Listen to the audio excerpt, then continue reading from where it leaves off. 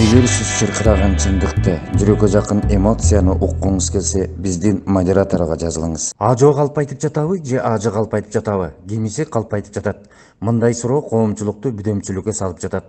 Максат Муфтийди ГКБнын кызматкерлери шантаж кылган. Мындай кайрылуу менен Максатбек Токтомушев ажы кече күнкү түндөсү социалдык түйүндөргө чыккан.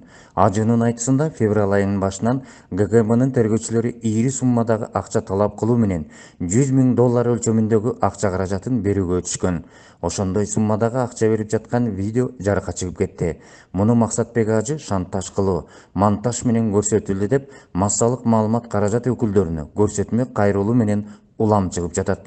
Ошондой эле өлкө башчысы Садыр Жапаровго туура эмес маалымат жеткенин айтып өткөн. Ал эми өлкө башчысы Садыр Жапаров муфтиятта кылмыштын кылыктары бар экендигин мамлекеттик телеканалдын журналисттерине атайын интервью берип баса белгилеген.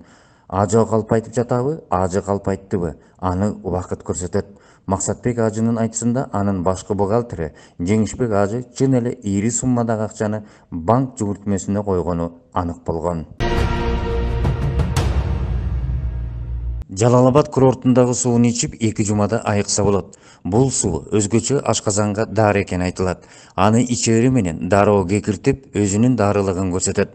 Жалал-Абад шаарындагы жаратылыштуу Мисте токоюнда жайгашкан Жалал-Абад курортундагы 1-5 номериндеги суу тустуу келип, адамдын ашказанына шыпаа келет. Сууну ичкенден баштап көзүң тунарып, көк желкең тырыштыра баштайт. Дарыгерлердин айтысында кан басымы жогоруларга жардам бербегени менен ашказан оорусуна 1000ден бири.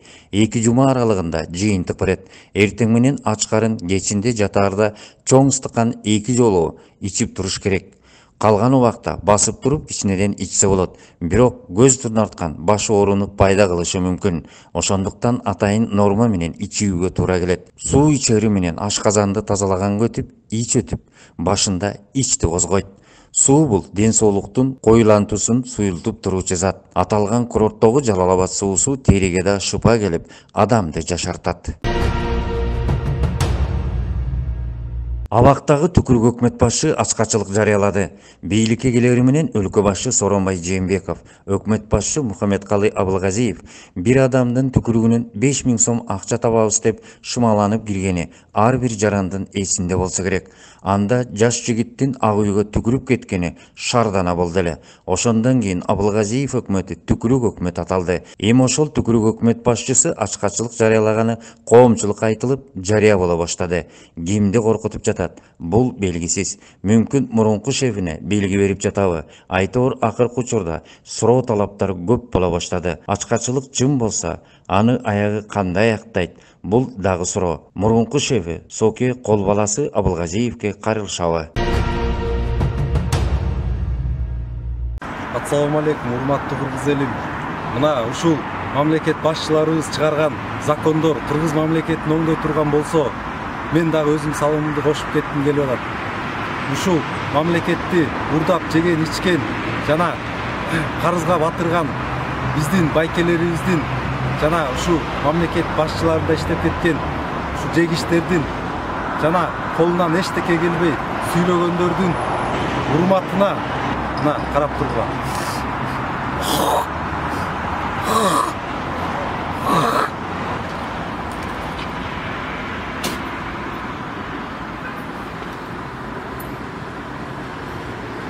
Мына 5500 сом.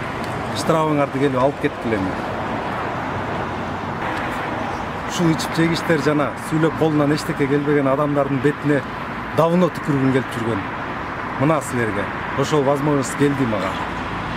Эгер сиз чыркыраган чындыкты, жүрөккө жакын эмоцияны уккуңуз келсе, биздин модераторго жазылыңыз.